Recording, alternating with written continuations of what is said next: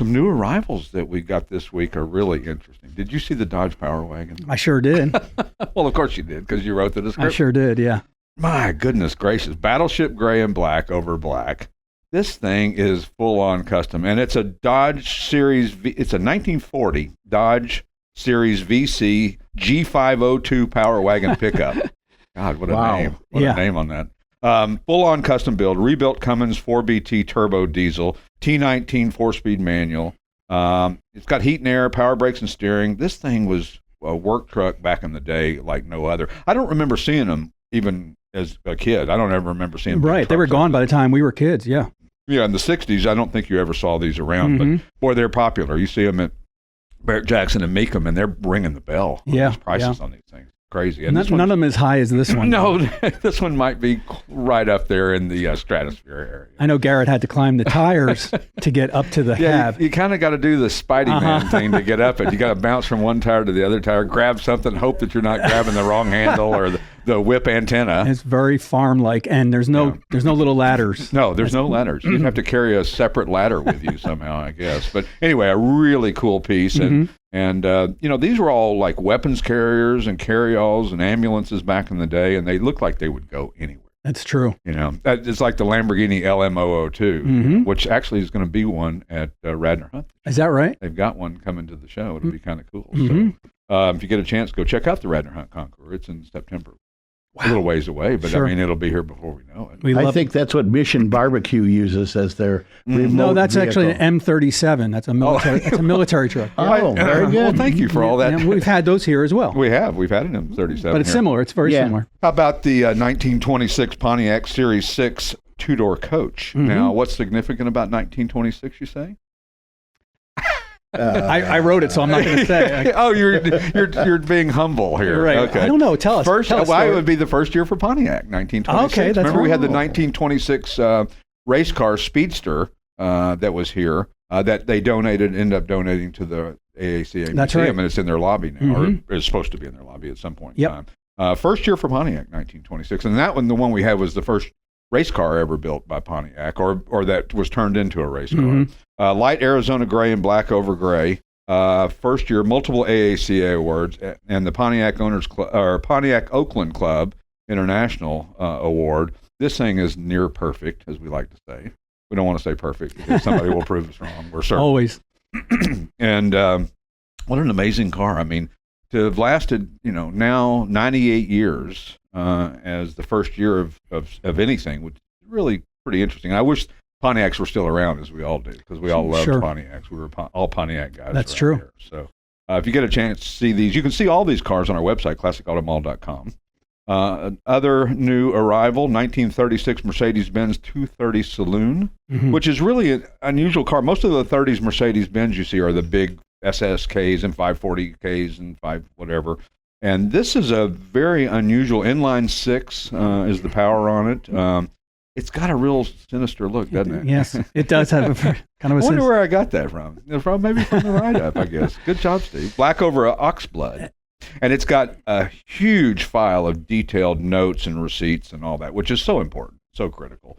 And we preach and preach and preach on that, how important it is. Don't throw any of that away. And make sure that when the car goes somewhere, whether it's sold or whether you give it to somebody or whether you pass on and your family moves it on, make sure somebody knows about where all this paperwork is. Sure. Don't let it get lost. Beautiful interior on this car, by the way. Oh, really? And it's really an interesting looking car. It really is. Black is a perfect color for this car. Yep. Absolutely. Other new items in 1976 Ford F250 Ranger long bed 4x4 pickup.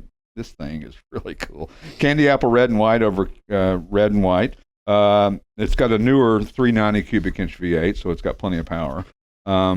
This thing is really cool, and it's really big. It would be hard to park even at Walmart. Another tall truck. And, these things were, 20 years ago, these were a dime a dozen, and now they're super collectible. I don't know how, people used trucks until they were unusable. Duct tape and, whatever it took to cobble them together, and they used them until they finally died, and they left them wherever they were parked. That's true. In the field. In the field, generally. So to find these trucks that weren't worked at, especially these F-250s. Right. F-150s, you can see more of a guy driving it around town, even back in the day. people didn't use pickup trucks quite like they do today. Like my pickup truck has never been in the dirt. Never will be. Probably. I think I put something in the back to haul from Lowe's or something. My wife said, "You're going to scratch it." And I'm like, well, that's what it's for. Yeah, we have to put slippers on before we get into your truck. Isn't that right? Isn't that right, according to Kathy? Yeah, and take your shoes off when you come to our house. I've seen some work trucks. It's like that truck owes that guy nothing. Yeah, He has worked every last breath out of it. Absolutely. How about the 1978 Mercedes-Benz 450 SL convertible, new inventory? Ruby red metallic over bamboo, 3 owners from new, garage kept. I mean, this thing, known history from new. This paint is unbelievable. It really is. That ruby red metallic is stunning. It is. This is the one with the wheels, too, right? Yeah. And Yeah. got, I don't sure know what that was. yeah, it's got an interesting stance, a beautiful paint job, and I don't expect this one to last very long. It's priced right. Yeah, it's priced right. A regular 450 SL usually don't last very long because, like you say in the description, these things were considered if you were the wealthy class, the 450 SL was the car of choice.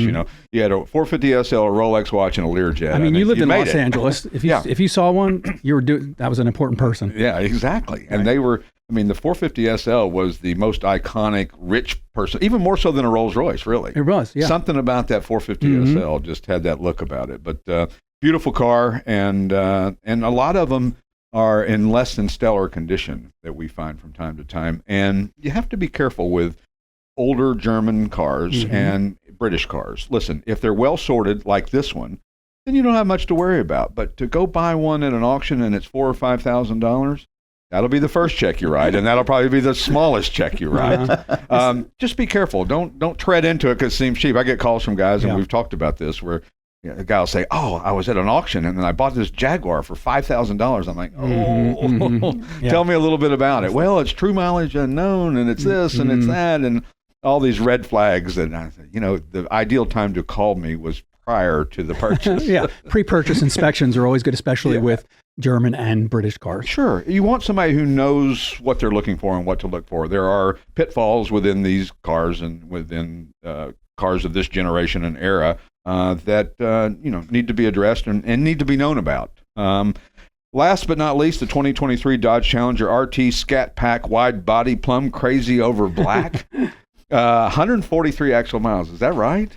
Yeah. 143. Not a typo, as I say in the description. I mean, is this the last of its kind?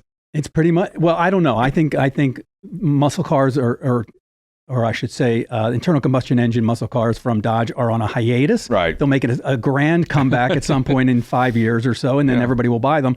Meanwhile, there was a big rush to buy these final ones. And that's why this one probably won't last very long, especially with, basically delivery miles on it. So if you get a chance, like I said, go to our website, classicautomall.com. You can see all of our new inventory. And when we return, our special guest is going to be with us via Zoom, Jeff Mason, the CEO and president of the Piston Foundation, among other things that he does automotive. We'll talk to Jeff in just a couple of minutes. See you then. This has been the Classic Automall Show with your host, Stewart Howden.